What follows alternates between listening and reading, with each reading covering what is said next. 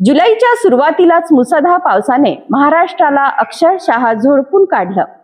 अनेक ठिकाणी परिस्थिती निर्माण झाली. नद्या नाले तुडुंब भरले. पण आता अचानक पाऊस गायब झाला आहे. अनेक जिल्ह्यांमध्ये ऊन पडत असून शेतकरी पुन्हा चिंतेत आहेत. पाऊस नेमका कुठे गेला, तो पुन्हा कधी परतणार? हवामान विभागाने याबाबत काय अंदाज व्यक्त केला आहे, पाहूया हा सविस्तर रिपोर्ट. जुलै महिन्याच्या सुरुवातीला राज्यभर मुसळधार पावसाने दमदार हजेरी लावली होती. मात्र 9 जुलै नंतर पावसाचा जोर अचानक कमी झाला. सध्या अरबी समुद्र आणि बंगालच्या उपसागरात मान्सूनला बळ देणारी कोणतीही सक्रिय हवामान प्रणाली नसल्याने महाराष्ट्रात पावसासाठी पोषक परिस्थिती तयार होत नाहीये. यामुळे राज्यातील बहुतांश भागांमध्ये ढगांची निर्मितीही कमी झाली असून पुढील 4 ते 5 दिवस अशीच परिस्थिती कायम राहण्याची शक्यता हवामान विभागाने व्यक्त केली आहे. 12 आणि 13 जुलै रोजी राज्यातील बहुतांश भागात पावसाची शक्यता नसून केवळ ग्रीन अलर्ट देण्यात आला आहे.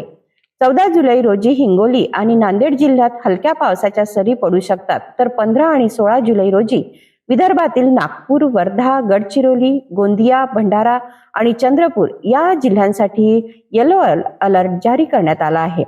या भागांमध्ये काही ठिकाणी मुसळधार पावसाची शक्यता असून इतर जिल्ह्यांमध्ये हलक्या ते मध्यम स्वरूपाच्या तुरळक सरी पडू शकतात. दरम्यान मराठवाडा, उत्तर महाराष्ट्र आणि राज्यातील अनेक भागांमध्ये कोरड्या हवामानामुळे शेतकऱ्यांची चिंता वाढली आहे.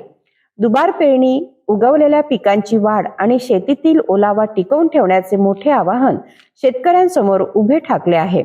हवामान विभागाच्या अंदाजानुसार 20 जुलै नंतर मान्सून पुन्हा सक्रिय होण्याची शक्यता आहे.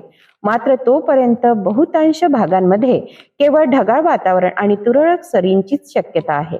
जुलैच्या सुरुवातीला धुवाधार बरसलेला पाऊस आता अचानक गायब झाल्याने शेतकरी आणि नागरिक दोघांमध्येही चिंतेची भावना पसरली आहे. 20 जुलै नंतर मान्सून पुन्हा सक्रिय होणार का?